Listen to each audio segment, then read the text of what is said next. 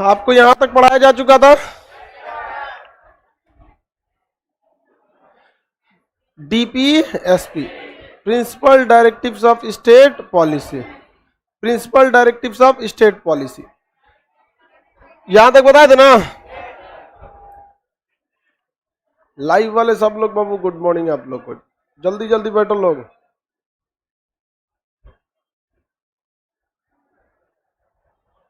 भाग संख्या 4 जो है इसमें आर्टिकल 36 से 51 तक है। यहां तक हम आपको कल इंट्रोड्यूस किए थे और बताए भी थे। भाग 4 में राज्यों के नीति निदेशक तत्व की चर्चा है। नीति निदेशक तत्व को आयरलैंड के संविधान से लाया गया है। आयरलैंड ने इसे स्पेन के संविधान से लाया था। इसमें कई तरह की बातें हैं। बेसिकली ये समाज कल्याण की बात करता है। किसी भी जगह का कल्याण कीजिएगा तो आपको पैसे की जरूरत लगेगी। तो आर्टिकल 36 में क्या कहा गया है, परिभाषा दी गई है कि यह किस लिए है, समाज कल्याण के लिए। किसके लिए? समाज कल्याण के लिए, समाज कल्याण के लिए। यह क्या करना चाहता है, तो सामाजिक एवं आर्थिक लोकतंत्र की स्थापना करना चाहता है।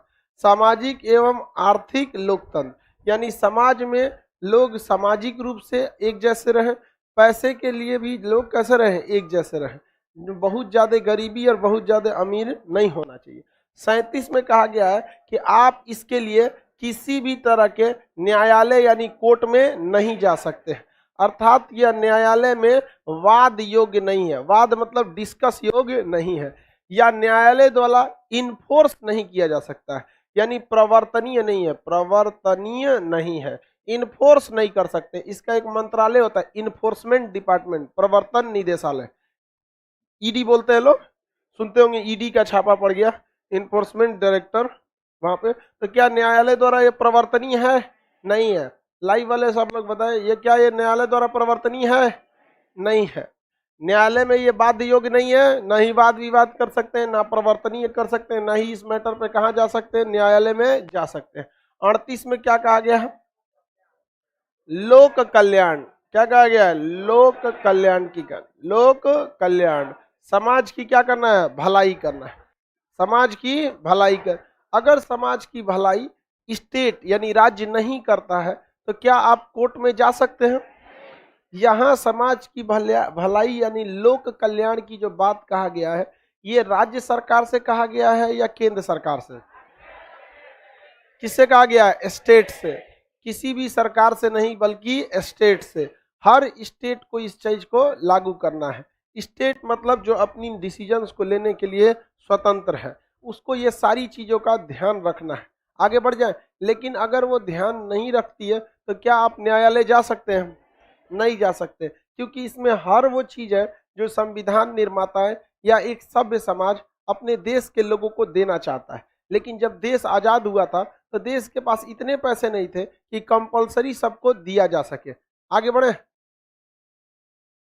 36 से 38 में लोकसभा है, और बैल कहीं क्या लोकसभा है, लोक कल्याण बोल रहे हैं तो लोकसभा लिखा है यार।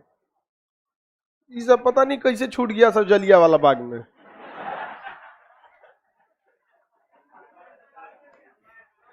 ये सबको कहाँ रहना चाहिए था, वहां पे चल जाता सब, छूट गया सब ये सब। आगे बढ़ते हैं। आर्टिकल नंबर कितना है? 39, 39, 39। धुंधला दिख रहा है, देखिए बाबा, आर्टिकल 39, 39। इसमें कहा गया है कि अगर एक जैसा काम करेगा कोई, समान काम करेगा, चाहे वो स्त्री हो चाहे वेतन, अगर काम क्या है? समान काम, समान कार्य, दोनों के कार्य क्या है? समान, चाहे वो मेल हो या फिर फीमेल हो। समान काम के लिए मेल और फीमेल को क्या देंगे? समान वेतन। समान काम के लिए क्या देना है? समान वेतन। स्त्री और पुरुष को वेतन देने में भेदभाव नहीं करना है। ये कोई भी स्टेट आज के वक्त में करती भी नहीं है। आप सरकार देखिए, स्टेट उसी को कहते हैं ना जो खुद के नियम को बना सा। हम स्टेट हैं? नहीं है। बिहार में एक राजा थे, नाम हथुआ स्टेट, नाम सुने? तो जितने राजा थे अपने आप में क्या थे? सब स्टेट थे सब। तो आर्टिकल 35 समझ में नहीं आया मत समझिए तुम। आर्टिकल 35 तो बताया ना कि भाग 3 में जो भी चीजें थी उसको किस किस तरह से लागू करना है, उस सब की पर चर्चा कहाँ थी, 35 में थी। अब चलिए देखिए ध्यान से, बिहार में दारू बंद है आर्टिकल 38 की तरह। बैल जब तुमको नहीं पता है तो मत बोला करो। आर्टिकल 38 के तहत इनको दारू बंद है बिहार में। जब नहीं पता है तो मत बोला करो। यहाँ जिस चीज को अगर आप कंफर्म नहीं है आप मत बोला कीजिए उस चीज को। एजुकेशन के क्षेत्र में खास करके कोई शर्म की बात नहीं है कि आप नहीं जानते हैं, लेकिन आप नहीं जिस चीज को आप कंफर्म नहीं है उसको आके यहाँ बड़बड़ाने लगते हैं, ये गलत बात है। कहीं पे भी जिस चीज को नहीं जानते हैं मत बोला कीजिए। आप किसी को फालतू इंटरटेन नहीं किया कीजिए। आज के वक्त में उल्टा सीधा बकलोल कहीं के दारू बंद है सबको पता है, लेकिन आर्टिकल 38 में कंफर्म नहीं है, बोल दिया आर्टिकल 38 हो गया। देखो समान काम के लिए क्या करना है, समान वेतन। सरकारी टीचर है अगर मान के चलिए तो मेल और फीमेल को सेम वेतन मिलता है कि नहीं, एकदम सेम मिलता है। आपका जॉब दरोगा में हो जाएगा तो लेडीज दरोगा को भी उतना ही मिलेगा, जेंट्स दरोगा को भी उतना ही मिलेगा। दोनों को समान काम के लिए क्या मिलेगा, समान वेतन मिलेगा। समझ में गया कि नहीं। लेकिन ये प्राइवेट में देखने को नहीं मिलता है। प्राइवेट में सोचो आप देखिएगा, अगर कोई स्कूल है प्राइवेट स्कूल में तो जेंट्स टीचर को ज्यादा पैसा मिलेगा और लेडीज टीचर को कम मिलेगा। लेडीज टीचर को बहुत कम देते हैं सब टीचर, इसलिए आप देखेंगे आजकल प्राइवेट स्कूलों में बहुत ही ज्यादा क्या रख दिए हैं, लेडीज टीचर, मिस को रख दिया है सब। जिसके कुछ रीजन है। देखो पहली बात वो खाली बैठी रहेगी तो कम से कम उस ये सोचना है कि भैया हम खाली बैठे हैं तो something is better than nothing. लेकिन पुरुष के लिए ये थिंकिंग नहीं रहती है, उस ससुरा के ऊपर जिम्मेदारी है परिवार चलाना, तो एक फिक्स अमाउंट से कम मिलेगा तो नहीं जाएगा वो। लेकिन फीमेल के साथ क्या है कि भारत में महिला सबको भाई अगर कुछ नहीं मिलेगा तो क्या करेगी, घरे बैठल रहेगी। तो उसको थिंकिंग है कि भाई मेरे लिए क्या है, something is better than nothing. अब सोचती है कि कम से कम स्नो पाउडर मेकअप का भी तो निकल जाए, आराम से कर देते हैं आप, तो बहुत नॉर्मल पे स्कूल में रख देते हैं आपको। अब इससे क्या होता है, जो वहां पढ़ने वाले स्टूडेंट हैं उनका लाइफ चौपट हो जाता है। उसको क्या पता है भाई, जो छोटका छोटका बच्चा है एकदम अनक्वालिफाइड टीचर भर देते हैं सब, जिसको कोई मतलब नहीं बताया जाता है। अरे कोई छोटका बचपन को तो और मुश्किल है ससुरन को पढ़ाना, आप लोग को तो थोड़ा आसान भी है पढ़ाना। जाता क्या है, ये चीज है समझे तो ठीक है, नहीं तो जाओ घरे। नहीं समझे, अब आपको थोड़े ना आदमी कॉपी चेक करेगा। ये उस ससुरन में 20 गो झमेला, HW CW, राइटिंग खराब, डिक्टेशन, लिख लिया ससुरा कॉपी चेक करो, होमवर्क बना के आए कि नहीं, डायरी लिखा। अरे भाई साहब 25 गो झमेला है उन सब। यहाँ आप आए कि नहीं आए, पढ़े कि नहीं पढ़े, कोई मतलब नहीं है। यहाँ आएंगे पढ़ाएंगे चले जाएंगे। आपको खुद से क्या करना पड़ेगा, करेक्ट।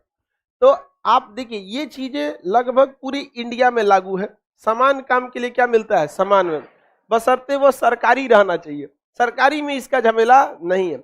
हालांकि बहुत जगह महिलाएं वर्क में अच्छी होती हैं, बहुत सारे ऐसे जगह, जैसे अगर किसी जगह पे बहुत ज्यादा रिश्वत चल रहा है, आप वहां महिला का ड्यूटी लगा दीजिए, रिश्वत में 90% की कमी आ जाएगी सीधे।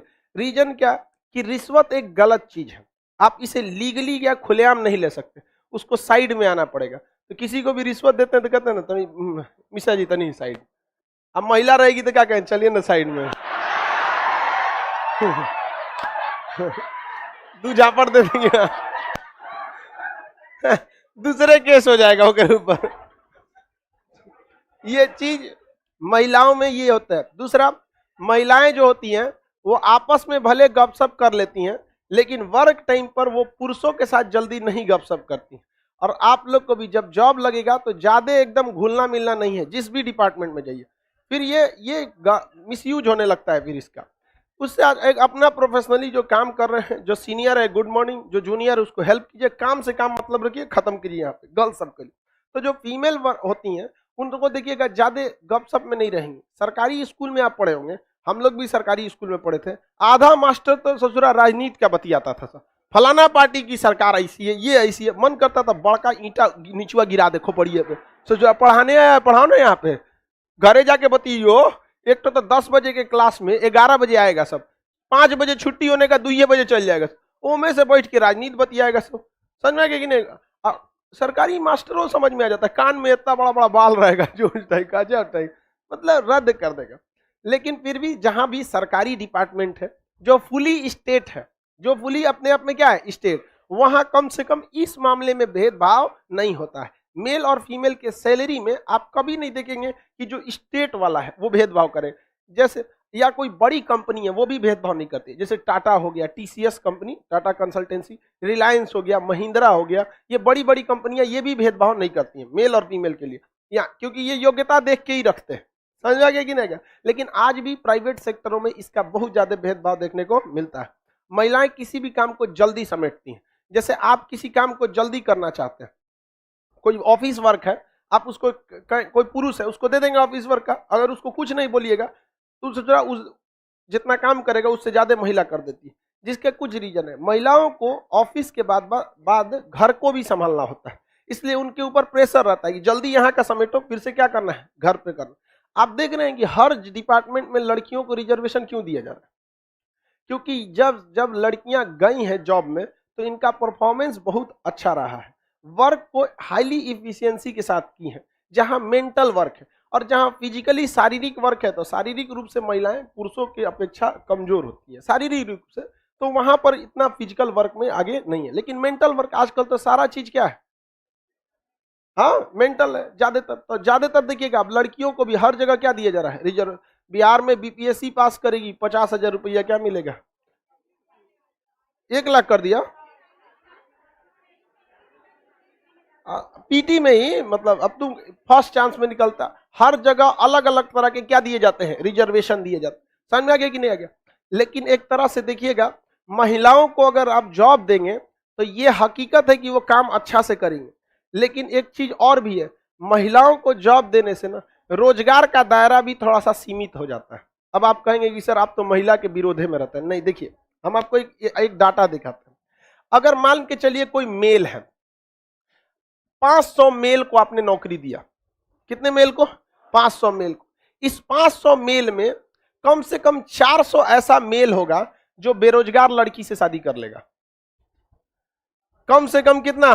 400 बेरोजगार से क्या कर लेगा, शादी कर। 100 ऐसे होंगे जो नौकरी करने वाली से भी शादी करेंगे। इसका मतलब आपने 500 नौकरी निकाला, कितना निकाला? 500। इसमें से 100 ने क्या किया, रोजगार वाली लड़की से शादी किया, और 400 क्या किए सब बेरोजगार से। ओवरऑल कितने लोगों को रोजगार मिला?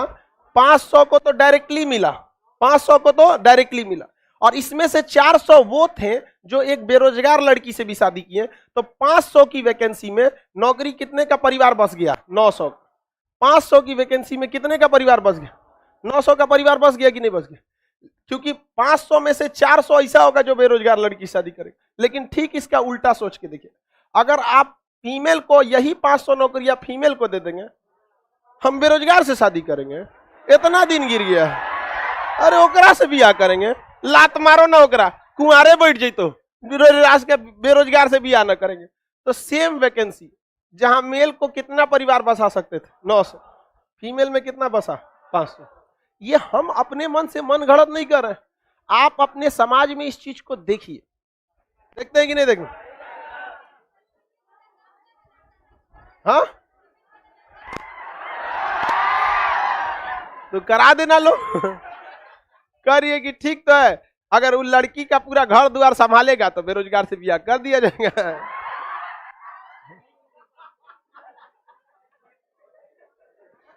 चलिए अब ध्यान से समझिए, आगे बढ़ते हैं। लड़की सब में ये भावना ज्यादा होती है।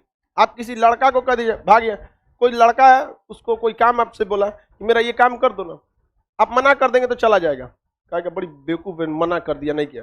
कोई लड़की कहेगी मेरा ये वाला फॉर्म भर दो ना, मना, या ये काम कर दो, आप मना कर देंगे, ईगो पे हमको मना किया, हमको मना कर दिया, बता हमको मना कर दिया, तो स्पेशल है तोरा मना कर दिया। ये नेचुरल फीलिंग है उनकी, उनको ऐसा लगता है कि पूरी दुनिया हमारा बात नहीं काट सकती, और अगर कोई काट दिया, ओ भाई साहब, और सहेली का यार तुमको काट दिया, तुम्हारी ब्यूटी किस काम की। आगे बढ़े, आप लोग को बुरा नहीं लगता होगा, चले कोई बात नहीं। तब अगर बुरा नहीं लगता है तो फिर हमको बोलने में क्या जाता है। आगे बढ़ते, तो स्त्री, ये देखो, ये जो जॉब वाला बोले हैं ये रियलिटी भी है। और देखो भाई, जिसको भी जॉब लग जाता है अच्छे से सबको रखना चाहिए। और लड़की मेहनत से जॉब ली है तो फिर वो काहे को बेरोजगार से बियाह करेगी? सुनो ना, लड़का लोग को कहते हैं ना, सुनो ए छोड़ो, तू लड़का लोग से कहते हैं तुम लड़का बियाह करना बेरोजगार लड़की से, ठीक है? जितना उस साल भर में तुम्हारे परिवार के लिए काम कर देगी और जितनी सिक्योरिटी के हिसाब से उतना तुम किसी नौकरानी को रख के करा लियो, तुम्हारा पूरा सैलरी चल जाएगा, गारंटी बताते। सुनो सुनो ध्यान से बात समझो। ए बैल कहीं का, बिना मतलब चाय की दुकान वाला बहस करने लगता है। स्टैंडर्ड की बात बोला करो, विदाउट स्टैंडर्ड हमको कोई बात अच्छा नहीं लगता है। आप घर में कितना भी नौकर चाकर रख दीजिए, लेकिन घर के जहां जरूरी डॉक्यूमेंट्स रहेंगे, जहां पैसे रखे रहेंगे, आप अपनी वाइफ को, बहन को, माँ को, जो भी मान के आपकी वाइफ ही है, आप उसको एक जिम्मेदारी से दे, देखो ये एग्रीमेंट के पेपर है, ये है, ये इसको आराम से रख दो। क्या ये नौकर को दे सकते हैं? नहीं दे सकते आप। यहां से अगर हमको जाना रहेगा, मान के चलिए हमको अपने, हम आप ही हैं, आप अपने रूम पर कोई सामान रख दिए, जरूरी डॉक्यूमेंट, बहुत ही हाईली सीक्रेट है, क्या आप किसी नौकर उकर को मंगा के भेज सकते हैं? लेकिन घर पे आपकी पत्नी रहेगी, फोन कर देंगे, देखो ना फाइल, लाल रंग का फाइल होगा, इसमें ये वाला दे दो, तुरंत फोटो खींच के भेजे, देखिए यही है कि नहीं है, यही है, दे दो। नहीं समझे? तो आपको ऐसा लगता है कि आप एक बेरोजगार से शादी की है? नहीं, आप एक बार लिस्ट बना लीजिएगा कि उसने कितना आपके परिवार का, आप सबको छोड़िए, अपनी माता जी को देखते होंगे बचपन से, आप माता जी ने जितना अपने परिवार की सेवा की है ना, अगर उतना सेवा अगर पिताजी पैसे से किसी से करवाते ना, बिक गए रहते पिताजी, तो आप उसकी बराबरी नहीं कर सकते। तो कहने के लिए बहुत कुछ है, लेकिन इस चीज को समझिए, महिलाएं घर को बहुत अच्छे से संभालती, अगर वो अच्छी रहेगी तब, वरना चौपट रहेगी ना, बिगाड़ेगी भी बहुत अच्छा से। अब एक दो को बिगाड़ देती है सब, बदनाम सब हो जाती है सब। हमरे बैच की सब सही रहेगी, इतना ना डांटे बोले हैं, जहां जाएगी सब बहुत नाम होगा, बहुत अच्छा घर से आई है। उनको क्या पता खान सर डांट डांट के सीधा किए।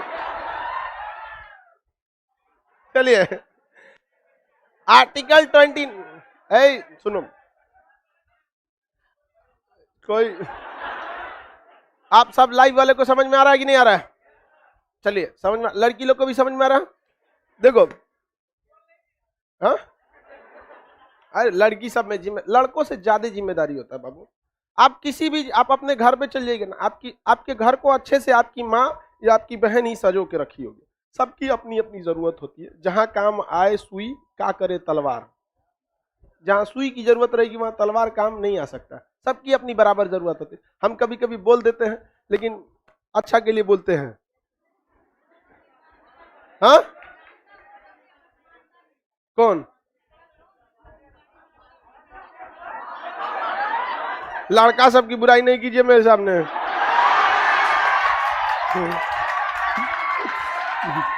बेचारा लड़का सब विष्णु होता है सब, बेचारा लड़का सबका बेइज्जती करती है। चलो अब ध्यान से समझते हैं, आगे देखो।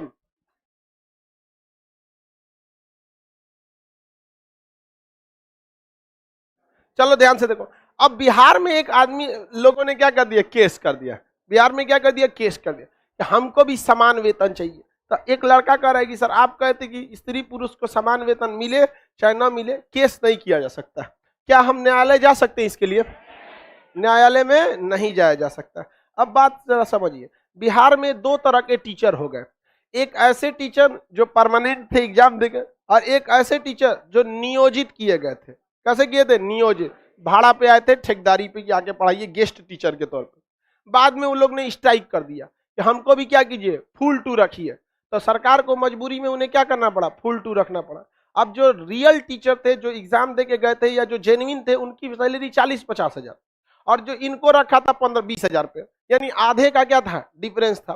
तो बताइए यहां जो डिफरेंस दिख रहा है, वो डिफरेंस क्या स्त्री या पुरुष होने के नाते दिख, यहां जो डिफरेंस दिख रहा है वो चयन की प्रक्रिया में है, न कि स्त्री पुरुष वाला मैटर है। तो क्या चयन की प्रक्रिया को लेकर आप सुप्रीम कोर्ट जा सकते हैं कि नहीं? जा सकते हैं वहां पे कि भैया हम भी वही काम कर रहे हैं, वो पहले वाला भी वही काम कर रहा है, बस अब तो ये है कि हम नियोजित हैं, हमको भी परमानेंट कर लीजिए। समझ में आ रहा है कि नहीं आ रहा? तो ये गड़बड़ हो गया बिहार में या फिर पूरे इंडिया में। टीचर्स के लिए भी एक एग्जाम होना चाहिए। जैसे लड़कों के लिए साल में एक एग्जाम होता है, टीचर्स के लिए साल में 4 एग्जाम होना चाहिए, हर 3 महीने पे। इंडिया में या कहीं पे भी टीचर के खराब पढ़ाने का सबसे बड़ा रीजन होता है टीचर को खुद याद न रहना। जैसे आप ही को हम यहाँ कह देंगे कि आओ बाबू प्रिंसिपल डायरेक्टिव्स ऑफ स्टेट पढ़ाओ, यदि आपको याद नहीं रहेगा ना तो आपका दिमाग में पूरा 90% आप अपने दिमाग की एनर्जी कहाँ थोपेंगे, इसके बाद पढ़ाना क्या है, आर्टिकल 39 के बाद कौन आएगा, 40 आएगा कि 39 को आएगा, आप कुछ कुछ बोलते रहेंगे, दिमाग में वही चलते रहेंगे। लेकिन जिस दिन टीचर को पूरा कंप्लीट याद रहेगा उसको तो इसका टेंशन नहीं, अगर याद है भैया एक बात बोलना कौन सी, अब पूरा फोकस वो स्टूडेंट के कहाँ करेगा, समझाने पे, कौन से एग्जाम्पल पे समझाए, करंट में अभी क्या हुआ था, सुप्रीम कोर्ट वगैरह में इससे रिलेटेड कोई बात हुआ था या नहीं हुआ था, इसको समझाना। ये समस्या हो जाता है। किताब रख के पढ़ाएंगे लोग सामने, तो किताब रख के सामने पढ़ाएंगे तो बहुत गलत बात है। सपेरा को सांप काट ले तो गड़बड़ है कि नहीं, टीचर किताब रख ले सामने तो बहुत गलत बात है। यहाँ पर जब आपको एक सब्जेक्ट पढ़ाना है, ना याद हुआ तो किस उम्मीद में कर रहे हैं कि आपका विद्यार्थी आपका पूरा याद रखेगा। वो पीडीएफ को सही करना, कहीं मिसप्रिंट नहीं है उसको देखना, वो एक अलग बात होती है पढ़ाने के बाद। तो ये टीचर्स के भी एग्जाम बहुत जरूरी होता है। लेकिन भारत में है ऐसा, जाके बोले ना भाई टीचर भड़क जाएगा सब, हमारा एग्जाम लेगा, कौन लेगा, तो भगवान है ना तुम लोग, कौन लेगा यहाँ पे। हाँ, सरकारी सबके ऊपर टीचर होते हैं, सबको एटलीस्ट सरकारी वाले में तो होना ही चाहिए क्या पढ़ाना है। तो ये समझ में आ गया, समान काम के लिए क्या देना है, समान में। इसको बाद में एक तो और इसमें आर्टिकल जोड़ा गया 42वां संविधान संशोधन करके 39 के क में कहा गया कि कोई भी व्यक्ति को अगर कानूनी सहायता चाहिए तो उसे निःशुल्क फ्री में क्या देना है, कानूनी सहायता देना है, फ्री में कानूनी सहायता देना है। फ्री में आपको क्या देना है, कानूनी सहायता। समझ में आ गया कि नहीं, निःशुल्क विधि सहायता, फ्री में कानूनी सहायता। किसी को कोई दिक्कत नहीं है, आगे बढ़े, किसी को दिक्कत नहीं। एप्लीकेशन वाले जितने हैं, एप्लीकेशन अपडेट आ गया है, आप गूगल प्ले स्टोर पे जाके एप्लीकेशन को अपडेट कर लेंगे, कोई प्रॉब्लम नहीं होगा। निःशुल्क विधि यानी कानूनी सहायता देना है आर्टिकल 39 के क में। अगर आपको कोई निःशुल्क कानूनी सहायता नहीं देता है तो क्या आप न्यायालय चले जाएंगे, आप नहीं जा सकते, क्योंकि ये सब की शुरुआत से पहले ही क्या बोल दिया 37 में, न्यायालय में वाद योग्य नहीं है, न्यायालय में वाद योग्य नहीं है। किसी को कोई दिक्कत नहीं है, आगे बढ़े। 39 हो गया, 39 का ये क्या हो गया, क, निःशुल्क विधि सहायता। अगर आपको कोई फ्री में कानूनी सहायता नहीं देता है तो क्या आप न्यायालय जा सकते हैं, आप न्यायालय नहीं जा सकते। लेकिन यह आपको सरकार की जिम्मेदारी है, सरकार मतलब स्टेट डिपार्टमेंट, स्टेट डिपार्टमेंट आपको क्या दे, कानूनी सहायता दे, आपको लीगल एडवाइस दे, और लोग देते भी हैं लीगल एडवाइस। जैसे बिजली विभाग अपने आप में एक स्टेट है, जब आपकी बिजली काटती है तो आपको लीगल नोटिस भी थमा देती है, देखिए ये कीजिए बिजली लग जाएगा, इतना रुपया घूस दीजिए सेटल हो जाएगा, सारा कानूनी सहायता अपने से देते रहता है। समझ आ गया कि नहीं आ गया। तो आप, लेकिन अगर कानूनी सहायता नहीं देगा तो क्या आप न्यायालय जा सकते हैं, न्यायालय नहीं जा सकते।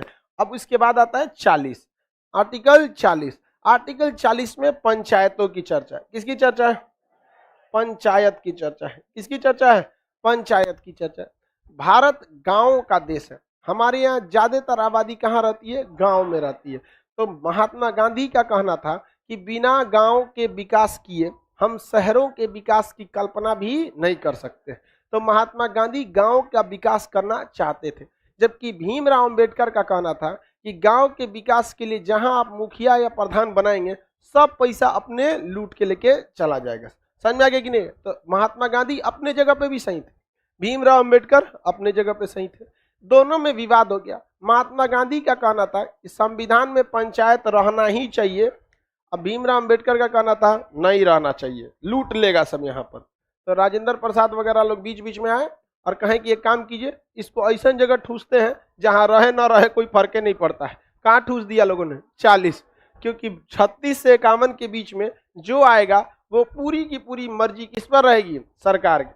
मन है तो देगा आपको, नहीं मन है तो नहीं देगा। तो पंचायतों को सबसे पहले मन बनाया राजस्थान ने, पंचायत नागौर में चालू हुआ सबसे पहले।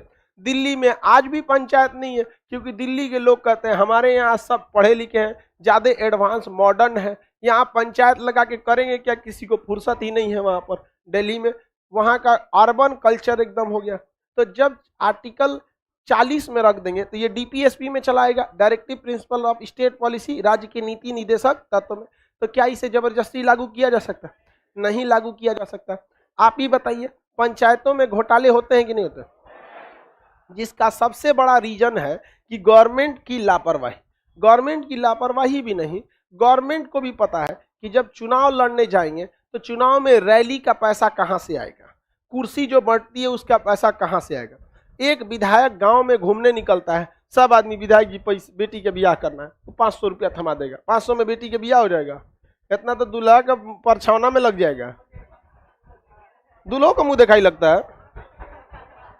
क्या बकलो, दूल्हा का काम मुंह दिखाई लगता है।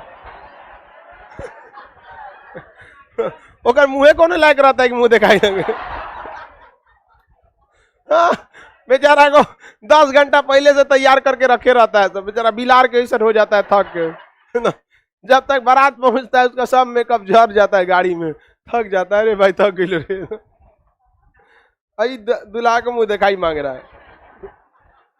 हाँ, देहात में तो द्वार पे घुसती है तो लोढ़ा से परछावन करती है, ऐसे देखेंगे नहीं, लोढ़ा चाहे मूसर लेके। समझिए ध्यान से, पंचायत इसका रीजन समझिए। गांव में लोग को मतलब क्या है, सरकार को भी पैसे चाहिए। विदाउट करप्शन आपको इलेक्शन में बहुत दिक्कत आएगा, तो ये दोनों आपस में पैरेलल चलता है। Without corruption no election. समझ में आ गया कि नहीं? तो जरूरी है, उतना खर्चा लीगली कहां से आएगा? एक मुखिया 20 लाख रुपया खर्चा करेगा, कम से कम 30 लाख 20 लाख खर्चा करे हरिश्चंद्र बनने के लिए, कहीं ना कहीं से लाएगा। तो इसमें बीच का रास्ता गवर्नमेंट को निकालना चाहिए। गवर्नमेंट जब भी कोई काम को कराए तो ठेका जब दे तो पूरा एस्टिमेट दे कि अगर घर बनना है तो छड़ टाटा या जिंदल का ही लगेगा। अगर बिहार में नल जल योजना से टोटी लगेगा तो सरकार कहती है टोटी लगाओ। अब उससे पूरा टैप जो पानी वाला टोटी होता है वो 20 रुपया से शुरू होकर 2000 तक का आता है। समझ में आ गया कि उससे जो प्लास्टिक वाला लगा देगा, लगाने का लगा दिया, 3 बार आदमी उठेगा तो उसका मुंह ऊपर हो जाएगा ऐसे। नहीं, अच्छा लगाओ, अच्छा क्वालिटी का। रेलवे देखते हैं ऐसा टोटी लगाता है, ऐसा दरवाजा कि ओकरा ऊपर चढ़ जाइएगा तो नहीं टूटेगा उसका। रेलवे का पहला काम है ऐसा लोहा लाओ, भैंस लड़ जाए, भैंस टूट जाए, टोटी नहीं टूटना चाहिए।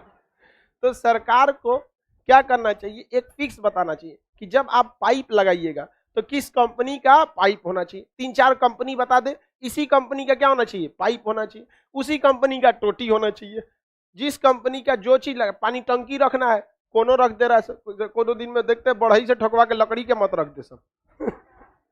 तो यहाँ गवर्नमेंट की गलती है, जो भी काम कराए प्रॉपर लिस्ट बनाए, और इसमें घोटाले भी नहीं हो सकते क्योंकि अच्छी कंपनियां ही अच्छे प्रोडक्ट बनाती हैं और अच्छी कंपनी अपने प्रोडक्ट्स का पूरे तरीके से ऑडिट करती है। वहां रिकॉर्ड मिल जाएगा कि किस आदमी ने किसको खरीदा है। अब मान के चलिए मुखिया जी कहे कि हम जगुआर का नल लगाए हैं, सबसे महंगा आता है जगुआर का नल, जगुआर का नल लगाए हैं 20 गो, तो सरकार को ऑडिट करने के लिए आपके जिला में जगुआर का 20 गो नल आपके नाम पे बिलिंग हुआ है कि नहीं, अगर हुआ है तो ठीक है। अब बड़ी कंपनियां ऑनलाइन ही करती हैं, तो इसमें गवर्नमेंट को करना चाहिए ये व्यवस्था।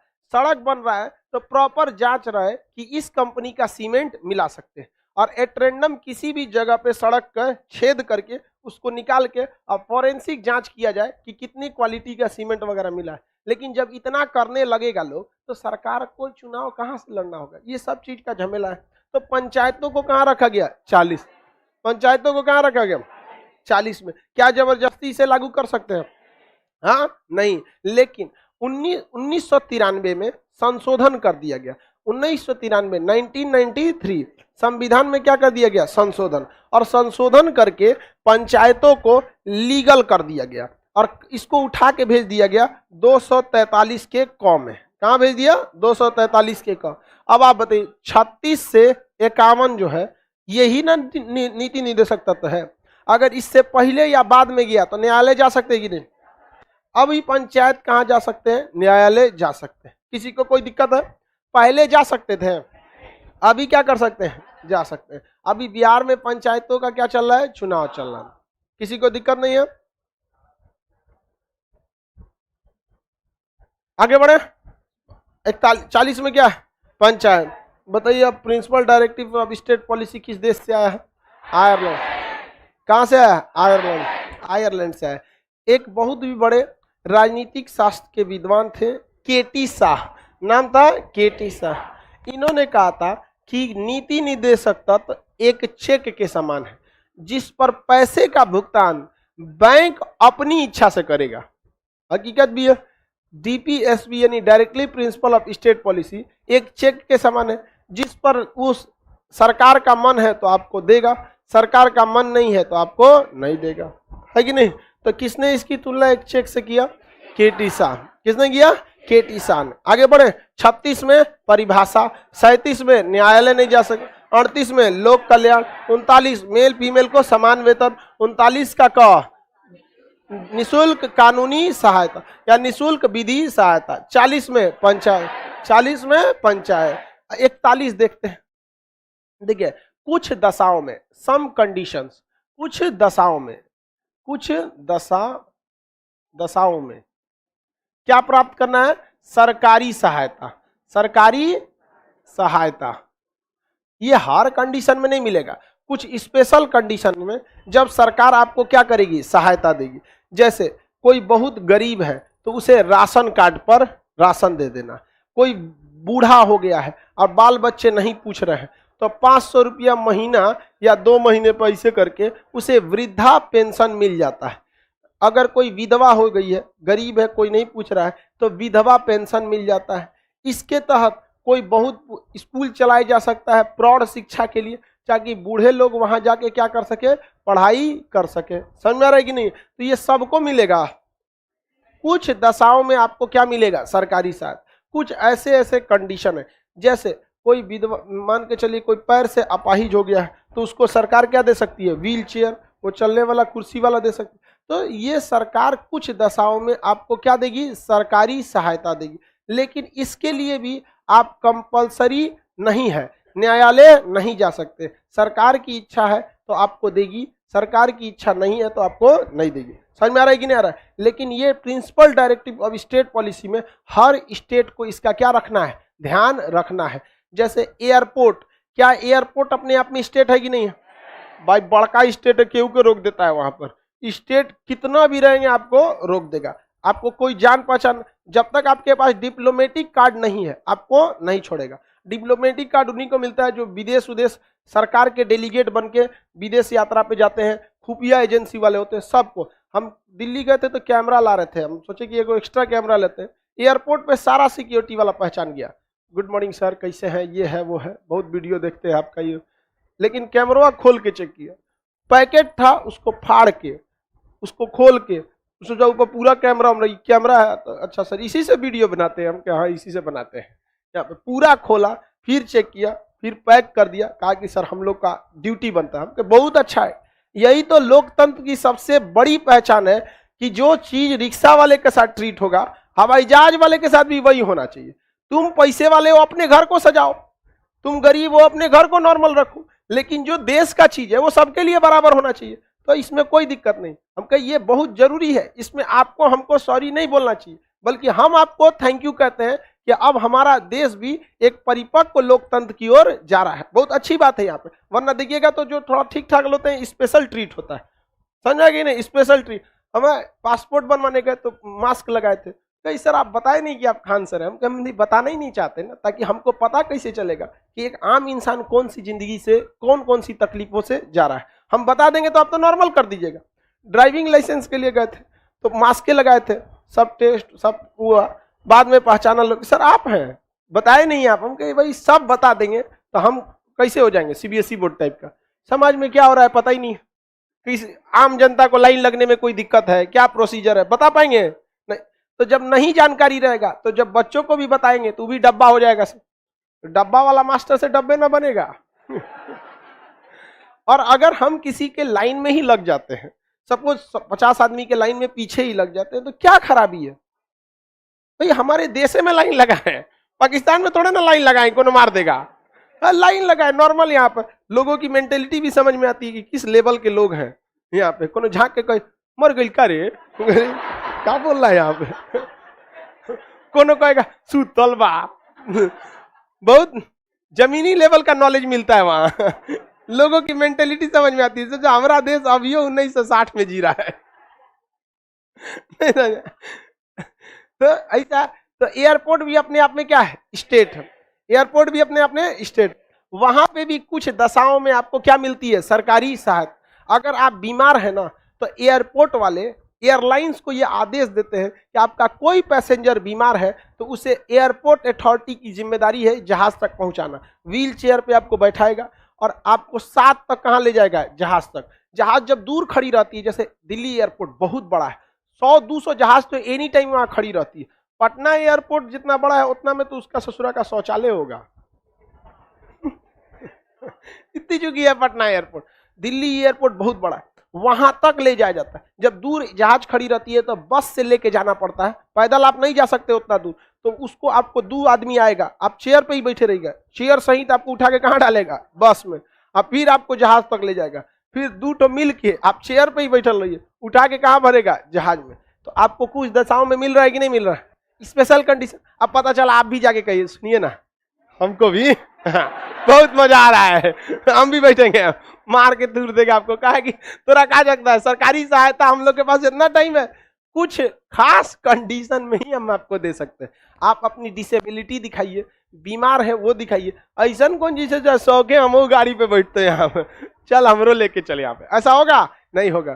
तो कुछ, लेकिन अगर नहीं देता है तो क्या कर लेंगे, कुछ रेलवे देता है ये सब चीज नहीं, लेकिन रेलवे में ये व्यवस्था होती है और ये सारी चीजें रेलवे की जिम्मेदारी है। रेलवे में देखेंगे उसमें भी व्हील चेयर होता है, लेकिन जो पढ़े लिखे लोग होते हैं वो तुरंत जाके वहां बोलते हैं कि हमको व्हील चेयर अवेलेबल कराइए, क्योंकि वो गवर्नमेंट स्टेट है। रेलवे अपने आप में क्या है, स्टेट, और directive principle of state policy हर एक स्टेट में लगता है। लेकिन रेलवे के कर्मचारियों को पता है यहाँ पढ़े लिखे लोग जहाज से चल जाते हैं, यहाँ कौन आता है समझे कि नहीं, उल्टा सीधा काम करेगा सब वहां पे। तनी जाए ना एयरपोर्ट पे, जिस तरह से प्लेटफॉर्म पे टिकट काटता है लोग मनमौजी, कब लगा देगा लिंक फेल, टिकट काटेगा दरभंगा के लिए, और बगल में लड़की बैठ के काटेगी तो बतियाएगा कल नहीं आई थी यहाँ, रे छोटा कहीं कल नहीं आई थी, तोरा ढेर चिंता है कल नहीं आई थी तो वही कहेगी हाँ नहीं आए थे, पहिलका के साथ गए थे तब बिछिया के तुरंत टिकट काटेगा, पहले से फसल लो एयरपोर्ट पे तनी ऐसा नौटंकी कर दे लो एयरपोर्ट पे ऐसा करेंगे तो एयरपोर्ट पे ज्यादातर लोग पढ़े लिखे वीवीआईपी लोग जाते हैं, तुरंत क्लेम कर देंगे मर गया है तुम यहाँ पे, मेरा काम कर, यहाँ पे छूट जाएगी मेरी फ्लाइट। ये सारी जिम्मेदारियां रेलवे पे भी लागू होती है, लेकिन रेलवे पर ओवर क्राउड होने की वजह से वो फैसिलिटीज नहीं दे पाते। समझ में आएगी ना क्या। बैंक में भी ये चीजें होती हैं। बैंक में अगर आप डिसेबल हैं तो आपको लाइन लगाने की जरूरत नहीं है, आप बैंक में पहुंच के चेयर पर बैठ जाइए आराम से, वो आएंगे आपसे क्या कर लेंगे, साइन करा लेंगे।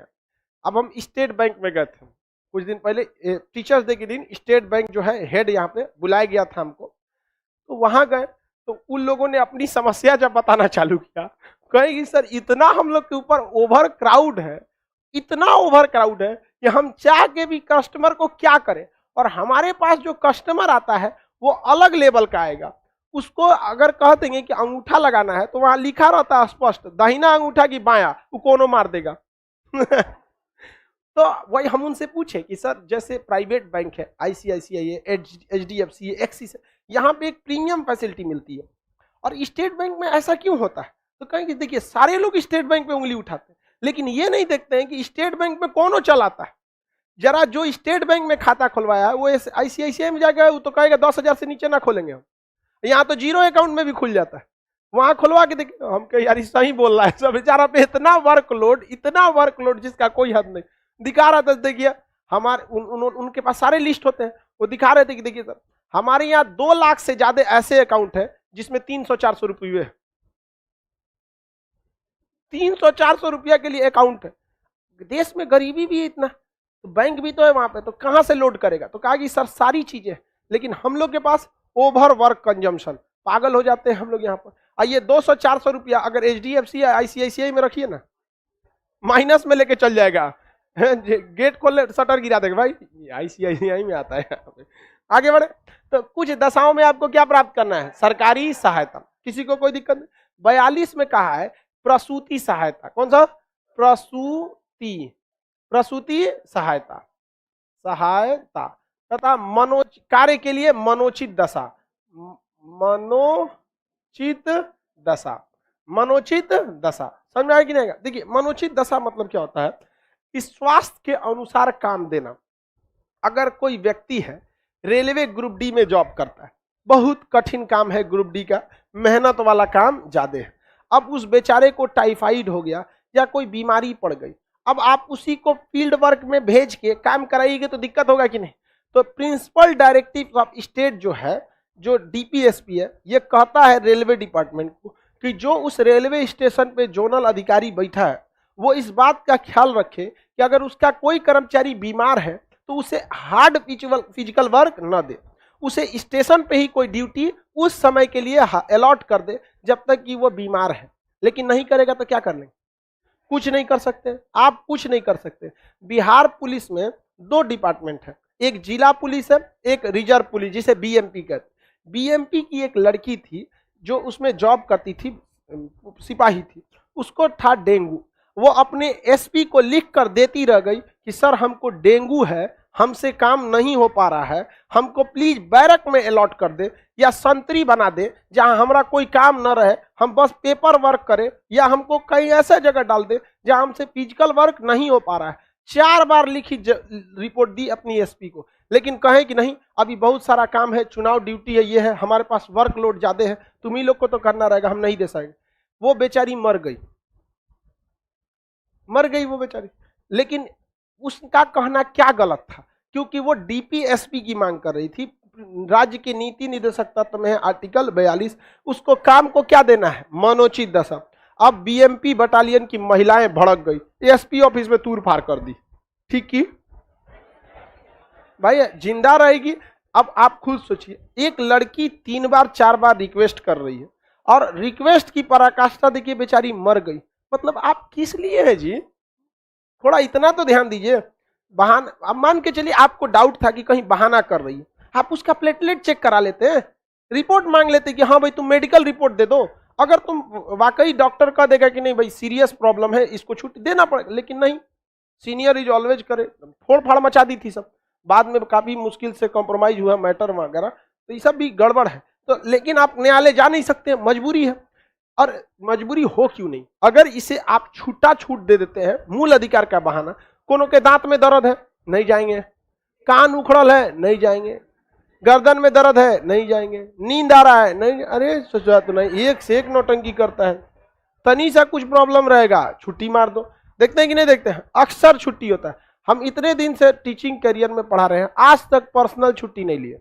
जो मतलब त्योहारों पे जो छुट्टी दिए जाते हैं ना, दीपावली, दशहरा, छठ, ये सब बस इसी पे जितना काम रहेगा हमको, हम इसी छुट्टी के बीच में शेड्यूल करके रखे रहते। हम ब्याह शादी में कर देंगे। तुम लोग को ब्याह शादी का ढेर चिंता रहता है।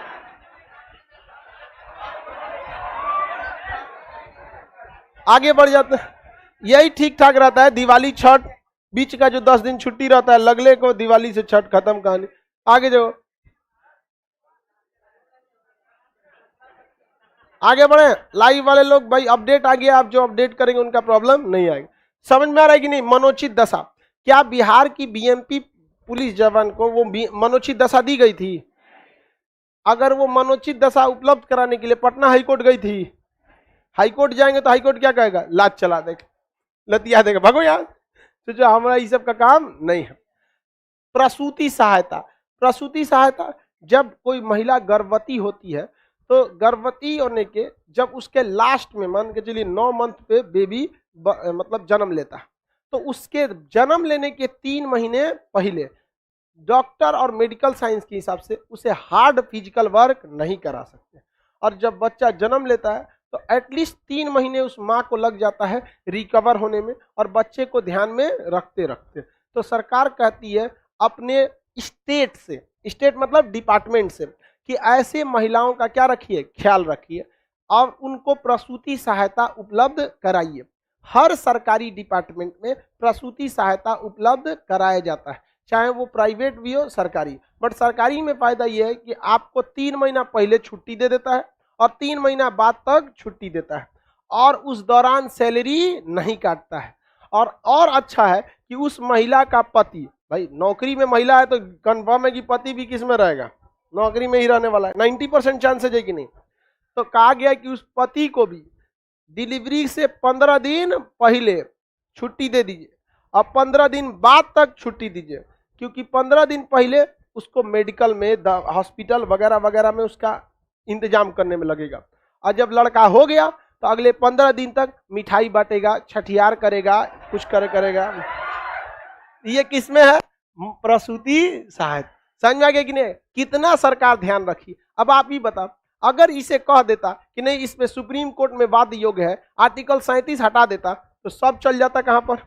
सुप्रीम कोर्ट में, कि हमें प्रसूति सहायता दीजिए। तो अब उसमें सरकार ने कहा कि दुइये बच्चा पे हम क्या देंगे? प्रसूति सहायता। नहीं तो यहाँ एक से एक है, सब 12 महीना लोड कैले रहेगा सब। नहीं समझे? अब बिहार के मुख्यमंत्री थे मांझी जी, उन्होंने कहा कि ये तो गलत बात है, दुइये लड़का पे कहे, जितना होगा सब पे मिले। कोई बात है भाई? जितना होगा सब पे मिलेगा, उसको ड्यूटी करने दीजिए, तो हमेशा का हमेशा होकर लड़के होते रहेगा। इससे सरकार दो काम एक साथ कर सकती है, प्रसूति सहायता भी दे सकती है, धन भी बचा सकती है, और हमारे दो को प्रमोट भी कर सकती है। समझ में आ गया कि नहीं आ गया? होना तो ये चाहिए कि 2 से ज्यादा अगर हो जाए ना, तीसरका हो जाए तो 2 जो सहायता दी है वापस ले लो, उतना पैसा खर्चा किए वापस ले आओ। आगे बढ़ते हैं। ये समझ में आ गया कि नहीं आ गया? लेकिन अगर आपको प्रसूति सहायता नहीं देगा तो क्या कर लेंगे? इस मामले में सबसे अच्छा राज्य है केरल, क्योंकि महिलाओं की ज्यादा सेक्स रेशियो कहाँ है? केरल।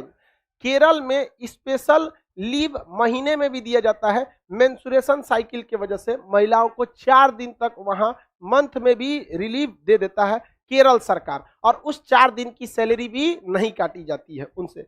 और प्रसूति सहायता तो लगभग हर राज्य में अवेलेबल है ही है। तो जॉब करेंगे लोग, लेकिन प्राइवेट नौकरी वाले देते हैं सब? नहीं देता है। अब भाई प्राइवेट वाला काहे देगा? क्योंकि प्राइवेट वाला देख रहा है कि अगर सरकारी वाला भी नहीं देता है तो ओकरों पे सुप्रीम कोर्ट कुछ नहीं कर सकती है, तो हम तो ठहरे प्राइवेट। अब आप ही बताइए, सरकारी डिपार्टमेंट अगर प्रसूति सहायता न दे तो जबरदस्ती कर लेंगे? कितने बच्चों पे प्रसूति सहायता मिलता है? 2, 4 गो पे मिलेगा? नहीं, 2 गो बहुत है, यहाँ पे 2 गो पे ही मिलना चाहिए। आगे बढ़ जाते हैं। तो मनोचित दशा उपलब्ध कराना है, और उसे कैसा क्या करना है? प्रसूति सहायता देना है, प्रसूति सहायता उसको उपलब्ध कराना है। 33 में कहा है न्याय संगत एवं निर्वाह योग्य मजदूरी, निर्वाह योग्य मजदूरी। आगे बढ़ जाए, यहाँ पर किसी को कोई दिक्कत नहीं है। प्रसूति सहायता की चर्चा 42, मनोचित दशा 42। कौन सा आर्टिकल है जो महिलाओं के लिए? 42 मुख्य रूप से किसके लिए है? महिलाओं को। आगे बढ़ जाए, 42 हाँ सही है, आर्टिकल 42। बताइए 36 में क्या था? परिभाषा। 37 न्यायालय नहीं जा सके। 38 लोक कल्याण। 39 मेल फीमेल को सेम वेतन। 39 का कहा निःशुल्क विधि सहायता। 40 पंचायत। 41 कुछ दशाओं में सरकारी सहायता। 42 मनोचित दशा और प्रसूति सहायता, मनोचित दशा और प्रसूति सहायता। याद रहेगा ना आप लोग को? अब नेक्स्ट क्लास कल समझा देंगे।